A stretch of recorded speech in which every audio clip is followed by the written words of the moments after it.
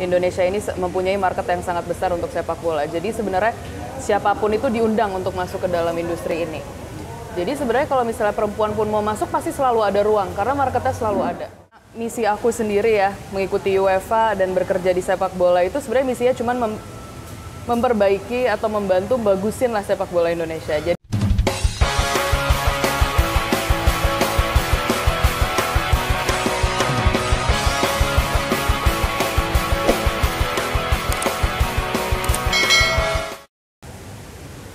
sahabat sepak bola, saya Yon Muiz. Sore ini bersama Anissa Kosasi.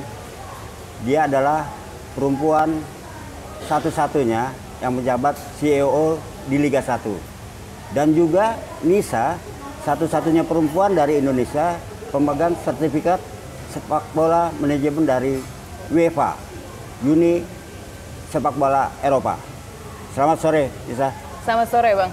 Nisa, bagaimana jalan ceritanya soal sertifikat yang Nisa dapat ini? Sebenarnya itu rada nggak sengaja sih, karena aku memang waktu itu kan sudah kerja di Madura United sebagai COO. Terus sudah kayak gitu aku juga lagi ngambil S2 di UI, tapi kebetulan aku merasa kayak ada yang kurang gitu. Jadi kayak kurang sibuk gitu. Terus karena lagi ngobrol sama teman masalah tentang bola, tentang kegiatan-kegiatan aku lah sama salah satu sahabat aku, terus dia kayak sadar ada salah satu kesempatan nih, UEFA buka course tuh gitu. Terus akhirnya nggak mau coba daftar, akhirnya gara-gara itu akhirnya aku nyoba daftar dan alhamdulillah keterima. Sebenarnya gitu aja, karena kurang tantangan aja di saat itu gitu. Apa yang bisa dapatkan dari UEFA? Banyak sebenarnya. Jadi karena football management yang diajarkan oleh UEFA di sini itu lebih ke bisnis dalam sepak bola. Jadi itu sangat cocok dengan pekerjaan yang aku lakukan di Madura United. Lebih bagaimana cara menggait sponsor, bagaimana cara memperlakukan sepak bola Indonesia, klub sepak bola itu sebagai brand. Jadi gimana cara menjualnya, gimana cara menjualnya kepada fans baru, atau gimana caranya memanage loyalitas atau menggait fans baru, dan juga tetap fans-fans lama tuh tetap di-keep gitu. Bagaimana cara ada relationship fans ya, dan juga ada pelajaran tentang akademi football, legacy, seperti itu sih. Berapa lama Nisa mendapatkan sertifikat ini dan di mana? 9 bulan sertifikatnya. Sebenarnya course-nya itu online, tapi lebih banyak ada juga di setiap 3 bulan sekali kita tuh harus ketemu, ada face-to-face seminar di Nyon, di headquarternya UEFA, dan juga di London Stadium di Inggris. Belajarnya baru-baru di stadion. Gitu.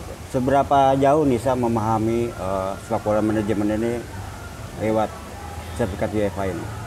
Lewat UEFA sebenarnya lumayan banyak, karena ada banyak ilmu yang aku awalnya belum pernah pikirin. Jadi memang ada beberapa hal yang, karena aku juga waktu itu kan lagi kuliah S2. Sebenarnya bisa, karena kita di sini aku ngomongnya sepak bola itu sebagai brand. Di pelajaran marketing S2 tuh sebenarnya ada. Cuman yang bagus, yang sangat aku dapatkan karena ngambil UEFA itu adalah bagaimana cara mentranslate dari marketing sebuah brand ke marketingnya sepak bola, karena itu tetap beda kan. Jadi banyak ilmu-ilmu yang aku dapetin yang benar-benar tentang sepak bola. Seperti itu. Nah, bagaimana Nisa menerjemahkan ilmu-ilmu yang sudah didapat ini di sepak bola kita? Banyak sebenarnya yang agak susah dilihat ya, karena yang aku lakukan adalah banyak sebenarnya internal. Bagaimana cara ada marketing strateginya, bagaimana cara membuat proposal, bagaimana cara mempresentasikan proposal tersebut kepada sponsor-sponsor baru, bagaimana cara fan engagement internal kepada eksternal yang kita lakukan, misalnya kayak banyak acara sama supporter gitu-gitu. Mungkin kalau secara nasional tidak begitu terlihat, cuman itu benar-benar kerasa di dalam internalnya itu sendiri gitu. Perubahannya banyak yang aku bawa lebih ke dalam, bagaimana cara berperusahaan secara sepak bola itu benar-benar berdasarkan ilmu UEFA gitu. Nisa, ini kan Nisa satu-satunya perempuan Indonesia yang meraih sertifikat ini. Betul. Bagaimana Nisa mengajak teman-teman perempuan lain untuk? Sebenarnya kerja di sepak bola sebagai wanita itu memang kesepian lah. Kayak it's a lonely world for women in football, but sebenarnya itu adalah bukan hal yang harus ditakutkan, karena sebenarnya kalau misalnya ngomongin manajemen sepak bola pria yang famous di Indonesia, itu sangat tidak terbatas terhadap laki-laki. Jadi kalau memang ada perempuan di Indonesia ini yang tertarik sama sepak bola dan kerja di sepak bola tuh nggak harus ada takutnya sama sekali karena kita semua mempunyai kesempatan yang sama. Karena memang selama ini mungkin cewek-cewek di Indonesia masih belum berani karena itu banyakkan cowok kali ya yang diterima. Sebenarnya nggak kayak gitu, cuman karena memang peminatnya aja nggak ada, bukannya karena kita nggak mau sebagai manajemen, tapi memang yang nawarin ke kita tuh sedikit. Jadi sebenarnya lebih ke diri sendiri aja, beraniin, karena sepak bola, setidaknya sepak bola Madura United ya itu sangat tidak melihat gender lah. Kalau emang mau bantu kita juara, kita pasti terima gitu. Ya, sudah satu-satunya perempuan, terus juga sertifikat yang bisa dapat dari UNI sepak bola Eropa ini juga gitu loh. Bagaimana bisa mereka sepak bola kita menerima ilmu yang bisa akan tularkan ke sepak bola kita ini?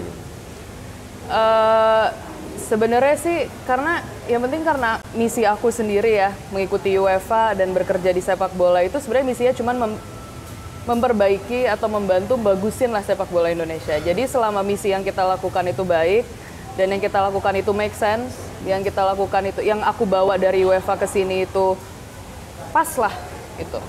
Memang karena aku harus pilih-pilih ya, karena mau bagaimana juga sepak bola Eropa sama Indonesia itu banyak yang belum bisa diaplikasikan, yang aku dipelajarin. Cuman selama aku bisa menyaring ilmu-ilmunya dan mengaplikasikannya itu di sini dengan benar, sebenarnya sih pasti lancar-lancar aja sih. Sebagai perempuan, apakah Nisa yakin untuk ikut membangun atau memperbaiki sepak bola di Indonesia? Yakin lah Pak, karena sebenarnya kita kalau ngomongin bisnis ya dari sisi aku sebagai businesswoman dan aku juga backgroundnya sebagai football management di UEFA gitu ya, masalah bisnis dari sepak bola. Karena Indonesia ini mempunyai market yang sangat besar untuk sepak bola. Jadi sebenarnya siapapun itu diundang untuk masuk ke dalam industri ini. Jadi sebenarnya kalau misalnya perempuan pun mau masuk pasti selalu ada ruang karena marketnya selalu ada. Karena kita sendiri sebagai rakyat Indonesia tuh memang pada dasarnya cinta sepak bola gitu. Jadi pasti ada kesempatan untuk wanita-wanita yang mau bekerja atau mau yang ikut bertanding pun itu tuh pasti ada tempatnya. Tinggal kemauan kita sebagai pelaku sepak bola untuk berjalan ke sana aja. Nah, boleh nggak kita sepakat bahwa sepak bola Indonesia juga membutuhkan perempuan-perempuan seperti Nisa ini? Iya. Pokoknya intinya sepak bola Indonesia cuma butuh banyak orang yang cinta sepak bola. Itu aja. Siap. Baik, Nisa. Sahabat sepak bola, kita akhiri perbincangan sore ini bernama Nisa dengan satu kalimat, sepak bola Indonesia bersama dan selama-lamanya.